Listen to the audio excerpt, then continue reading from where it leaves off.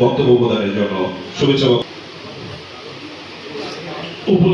অতিথিবৃন্দ সবাইকে আমার সালাম। বিভাগে আসন গ্রহণ করার জন্য বিনীত অনুরোধ।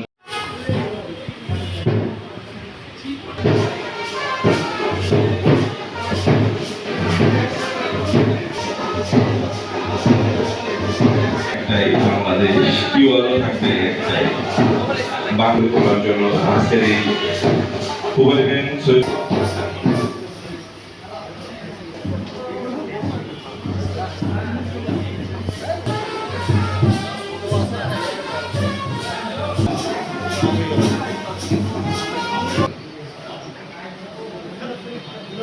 মধ্যেই শুরু হয়ে যাবে আমাদের ট্রানজিশন গুলো হয় দোকানে। আজকের প্রোগ্রাম এটা আমাদেরকে ভ্রমণ করে নিয়ে বেড়াতে হয়, একটা মানি ব্যাগ লাগে এক্সট্রা, তো এটাতে অনেক ময়লা থাকে, এটা মানে স্বাস্থ্যের জন্য ক্ষতিকর, আবার আমাদের জন্য অনেক সময় নিরাপত্তা কারণও হয়ে দাঁড়ায়।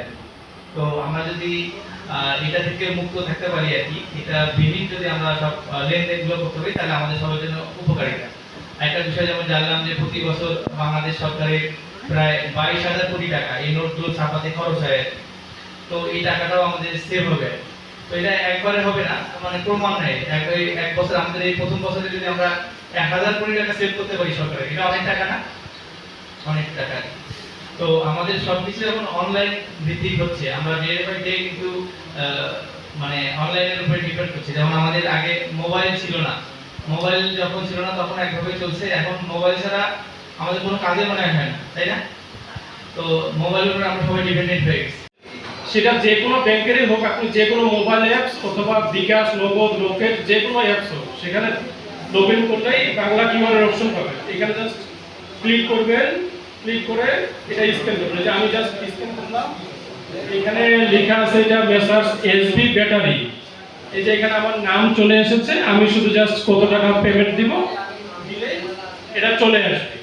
খরচ হতো এবং কার্ডটা বহন করাও ঝামেলা, অনেক সময় হারিয়ে গেলে আমাদের আবার ব্যাংকে যেতে হতো, অ্যাপ্লিকেশন করতে হতো এবং কিছু টাকার বিনিময়ে এটাকে আমাদের কয়েকদিন অপেক্ষা করে নিতে হতো। এটা একটা ঝামেলা করে, যেহেতু বাংলা কিউআর কোডে কোনো ঝামেলাই নেই, তো এখানে শুধু স্ক্যান করলেই আপনার সকল কিছুই চলে আসছে, শুধু টাকাটা আপনার বসিয়ে দিলেই আপনার চলে যাচ্ছে টাকা বা চলে আসতেছে। এর চেয়ে সুবিধার কোথাও নেই।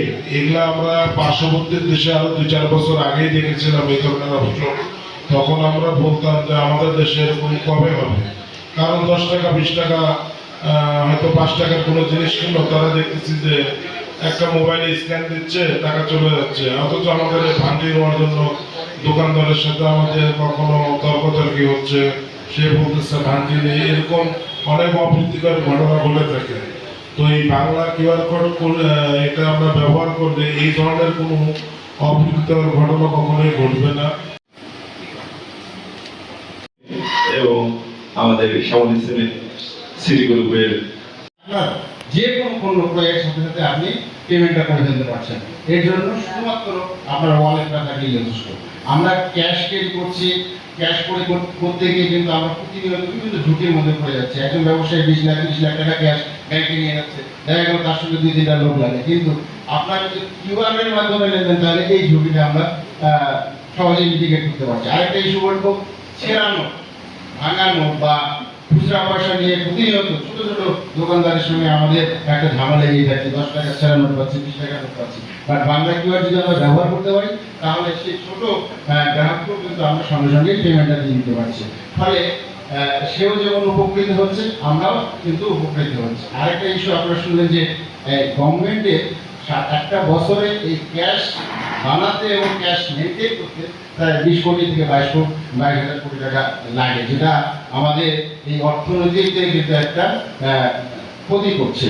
তো আমরা এই জায়গাটা থেকেও কিন্তু আস্তে আস্তে উত্তরণ হতে পারবো যদি আমরা এই ক্যাশলেস সোসাইটি বা বাংলা কিউআরটা যেতে পারি। বাংলা কিউআরটা সার্বজনীন একটা কিউআর, সকল ব্যাংকের জন্য একটা কিউআর। শুধুমাত্র আপনার মোবাইলে একটা অ্যাপস থাকতে হবে, এই অ্যাপসের মাধ্যমে আপনি যে কোনো কিউআর এর পেমেন্টটা করতে পারবেন। শুনে নেই, নতুন কিউআর শব্দের সঙ্গে কিন্তু সকলেই পরিচিত। তার মধ্যে নতুন পার্থক্যটা হচ্ছে বাংলা কিউআর।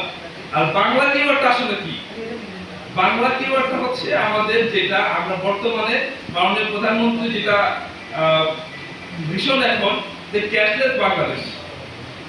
আপনি আমাদের এখানে মোটামুটি ম্যাক্সিমামই আমরা বিজনেসম্যান আছে এখানে।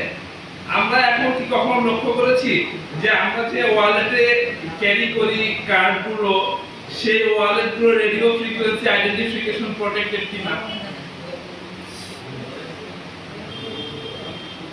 আমাদের ম্যাক্সিমাম কার্ড যদি এনএফসি করা, আমরা কার্ডগুলো পাঞ্চ করতেছি না, জাস্ট শো করতেছি, আমার টাকাগুলো কিন্তু অটোমেটিক্যালি পজ মেশিনে কিন্তু ডিডাক্ট হয়ে যাচ্ছে।